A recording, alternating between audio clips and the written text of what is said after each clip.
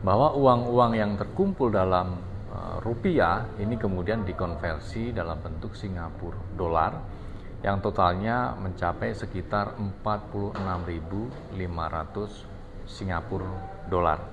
Dalam peristiwa tertangkap tangan tersebut, tim kemudian juga menemukan adanya dugaan pengumpulan uang yang dilakukan oleh Bupati melalui pihak perantara, di mana pengumpulan uang itu dilakukan kepada KUD yang anggotanya adalah para petani.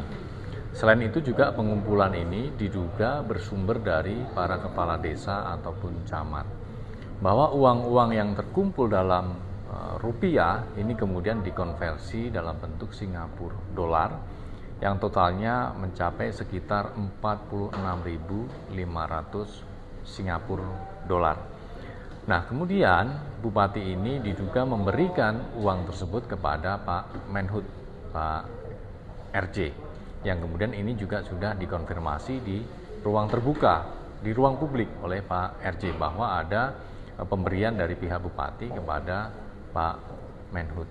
Namun demikian, jumlah uang yang diberikan dari Bupati tersebut kepada Pak Menhut ini berapa, ini belum dapat kami konfirmasi. Karena Pak Menhut ini dalam melaporkan penolakan gratifikasi kepada KPK tidak menyebutkan jumlah uang dalam amplop tersebut. Karena pelaporannya adalah pelaporan penolakan gratifikasi. Meskipun atas pelaporan tersebut kemudian KPK sudah melakukan verifikasi, analisis dan koordinasi di internal dan memberikan jawaban kepada pihak Pak Menhut sebagai pihak pelapor bahwa atas laporan tersebut tidak dapat ditindaklanjuti. Salah satu basis alasannya adalah merujuk pada pasal 14 Perkom 1 2026 terkait dengan pelaporan gratifikasi. Laporan penerimaan gratifikasi yang disampaikan oleh Pak Menhut. Artinya dalam rentang waktu sekitar kurang dari 2 minggu dari batas waktu 30 hari kerja, tim telah menyelesaikan dengan cepat dan cermat dan hasilnya juga sudah kami sampaikan kepada pihak pelapor. Namun kami tidak bisa menyampaikan hasilnya apa begitu ya, apakah hasilnya dapat ditindaklanjuti atau tidak dapat ditindaklanjuti. Tapi yang pasti kami sudah menyampaikan hasil dan verifikasi yang kami lakukan, yang tentunya juga tim di Direktorat Gratifikasi berkoordinasi dengan pihak di internal KPK ya, untuk kemudian menerbitkan surat balasan yang merupakan hasil dan verifikasi atas laporan gratifikasi Pak Menhut. Berdasarkan Perkom KPK kan itu ada aturan bahwa ada klausul pasal yang menyebutkan bahwa kalau ada penanganan tindak pidananya di penindakan, itu laporan gratifikasinya ditolak. Apakah laporan itu hasilnya seperti itu? Tentunya salah satu analisis yang digunakan oleh tim gratifikasi berpedoman pada Perkom 1 2026, diantaranya di pasal 14 yang memang menyebutkan bahwa suatu laporan gratifikasi tidak dapat ditindaklanjuti, salah satunya jika itu diduga terkait dengan suatu tindak pidana korupsi. Nah, itu juga menjadi salah satu basis analisis tentunya. Namun hasil dari verifikasi dan telaah yang dilakukan oleh tim gratifikasi kami belum bisa sebut ya, karena memang ini kewenangan KPK adalah memberikan hasil dan verifikasinya kepada pihak pelapor. Mas, artinya kalau KPK menggunakan basis Perkom itu untuk memeriksa laporan gratifikasi Raja Juli, arti KPK secara tidak langsung menolak laporan tersebut, betul nggak Mas?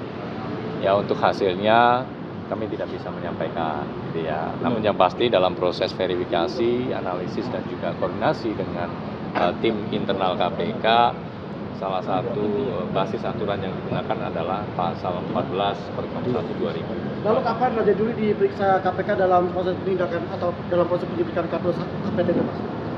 Terkait dengan perkembangan penyidikan, yaitu dugaan suap jabatan dan juga penerimaan lainnya di Kabupaten Kuansing, ya, kami akan terus update karena memang penyidikannya juga masih terus berprogres. Beberapa saksi juga sudah dilakukan pemanggilan baik untuk menerangkan berkaitan dengan dugaan suap jabatan yang dilakukan oleh Sekda kepada Bupati dengan melibatkan pihak swasta, dan juga dugaan penerimaan lainnya oleh Bupati, ya, diantaranya berkaitan dengan penerimaan dari KUD untuk pengurusan izin kawasan hutan di wilayah Guangxi. Yang kemudian dari pengumpulan uang itu Bupati diduga memberikan kepada Pak Menhut, ya, yang selanjutnya oleh Pak Menhut dikembalikan dan dilaporkan kepada pihak KPK atas pengembalian uang tersebut. Mas, itu kan tadi kan diperiksa tuh Ardiles, apakah di pemeriksaan ini terkait dengan mata ataukah totalnya lebih dari 690 juta? Ya. Untuk totalnya kami belum terkonfirmasi karena memang pada saat Pak Menhut melaporkan gratifikasinya, yang dilaporkan hanya berita acara pengembalian atas amplop yang diduga berisi uang tersebut. Nah, artinya kami juga belum mendapatkan nilai atau nominal uang yang ada di dalam amplop tersebut. Namun diduga dari beberapa pemeriksaan penyidik kepada sejumlah saksi, diduga uang dalam amplop itu adalah dolar Singapura yang dikonversi dari pengumpulan uang-uang dari para anggota KUD yang tadinya dalam bentuk rupiah kemudian dikonversi ke dalam Singapura dolar, kemudian disiapkan untuk diberikan kepada Pak Menhut. Jumlah konversinya itu apa benar 46.500 dolar Singapura? Untuk jumlah konversinya nanti kami akan cek karena memang diduga Pak Bupati ini menggunakan beberapa hak atau perantara penerimaan dari para pihak, ya, ada yang dari kepala desa, ada juga yang diduga dari camat, mewakili para petani, ya, sebagai warga desanya begitu, sehingga memang ini dugaannya pengumpulan ini dari banyak sumber, ya. Sehingga ini memang masih terus didalami oleh penyidik, tentunya fokus yang pertama terkait dengan suap jabatannya, yang kedua penerimaan lain yang dilakukan oleh pihak Bupati. Mas Budi ngomong soal kasus penerimaan lain itu tegas aja Mas, spesifik penerimaan lain itu pakai pasal suap atau gratifikasi Mas? 12B besar. 12B besar. Mas, tadi kan Mas Budi berbicara untuk yang Bupati, ya. Jadi yang ditersangkakan adalah pihak Bupati ya, HPT dengan sangkaan pasalnya suap dan gratifikasi atau 12B besar.